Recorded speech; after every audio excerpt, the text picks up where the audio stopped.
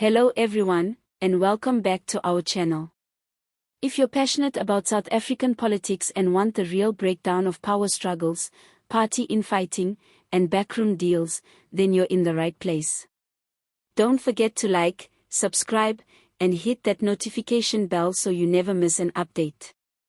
Now, let's dive into the latest political drama shaking the uMkhonto weSizwe party, and this one involves none other than Floyd Shivambu, Fikile Mbalula, and Jacob Zuma himself. In what's fast becoming a saga of betrayal, factionalism, and strategic takedowns, the recent removal of Floyd Shivambu as Secretary General of the MK Party has sparked a political firestorm. And now, the African National Congress's very own Secretary General Fikile Mbalula has entered the ring with some explosive commentary.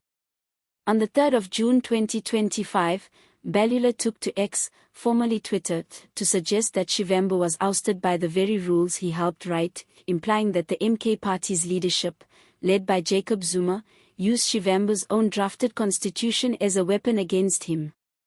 According to Mbalula, Shivambu became a victim of a carefully orchestrated strategy meant to eliminate him from within, highlighting what many believe is a broader pattern of authoritarian control and internal sabotage within the MK ranks. So, what exactly happened? Floyd Shivambu joined the MK Party in August 2024, shortly after breaking ties with the EFF, the party he co-founded with Julius Malema back in 2013. That was a seismic shift in South African politics. After serving as the EFF's deputy president for over a decade, many were stunned when Shivambu abruptly left, citing deep disagreements. Some say it was ideological, others say it was ambition. Either way, he jumped ship to Zuma's side, and within months, he was elevated to a top position, Secretary General of the MK Party. But fast forward 10 months, and he's out, publicly demoted, politically isolated, and potentially on the brink of exile from the very movement he helped strengthen. The MK Party leadership says Shivambu was removed because of a controversial, unauthorized trip to Malawi where he attended a church service led by fugitive prophet Shepherd Bushiri. The party claims this trip was not only done without permission but also violated Section 3J of their constitution, which Shivambu himself helped write. That section clearly forbids international engagements that go against the party's stated objectives. Now, here's the irony. The same legal framework Shivambu introduced is now the very one that has been weaponized to cut him down. If Mbalula's comments are accurate, and we know he doesn't mince his words, it paints a picture of calculated political assassination. One that may have been months in the making.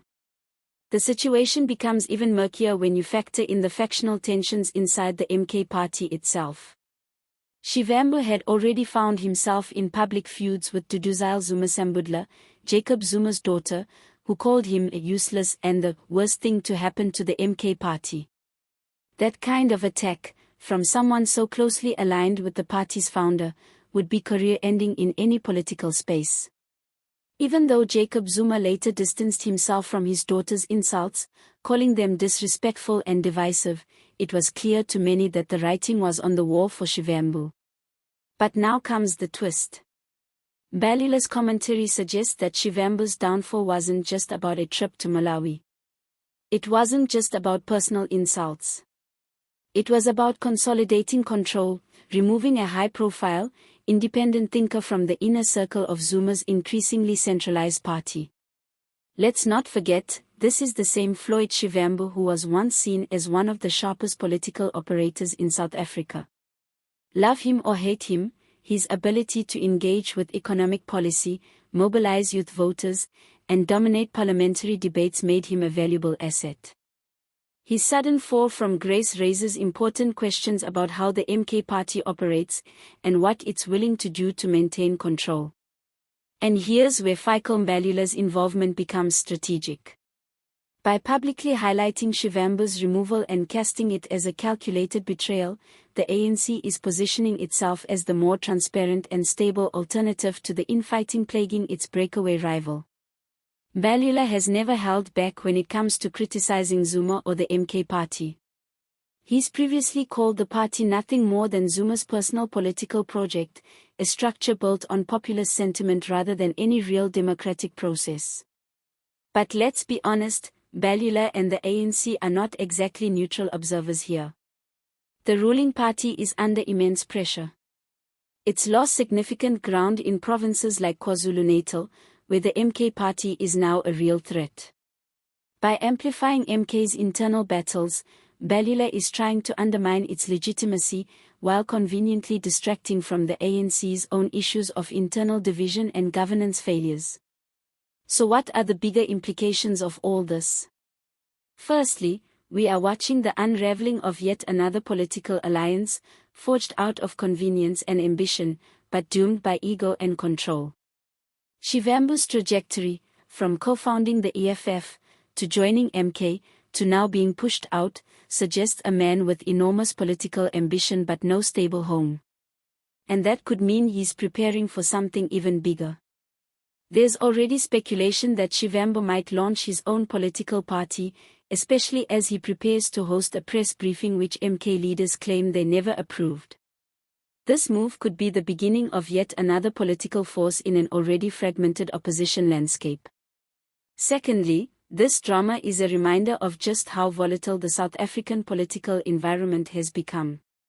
With the ANC facing legitimacy crises, the EFF consumed by internal wars, the DA navigating coalition headaches, and now MK dealing with public fallouts, the question remains, who is really offering leadership and vision for the people?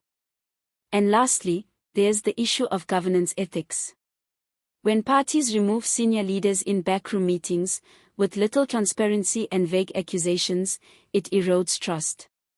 Whether it's MK or the ANC, South Africans are growing tired of factional politics and power games. What they want is real leadership, clear policies, and a genuine commitment to solving this country's deep challenges, from unemployment and inequality to crime and corruption. So we end with this: was Floyd Shivambu betrayed by a party he helped build? Or did he overstep his bounds and lose the confidence of those around him? And more importantly, is he done with politics, or is this just the beginning of his next chapter? Let us know what you think in the comments. Should Shivambu start his own party? Was Mbalula right to call out MK's leadership tactics? And what does this mean for South Africa heading into the 2026 elections? Don't forget to like this video, subscribe to the channel, and hit that bell icon so you never miss an update. Thanks for watching, and as always, see you next time.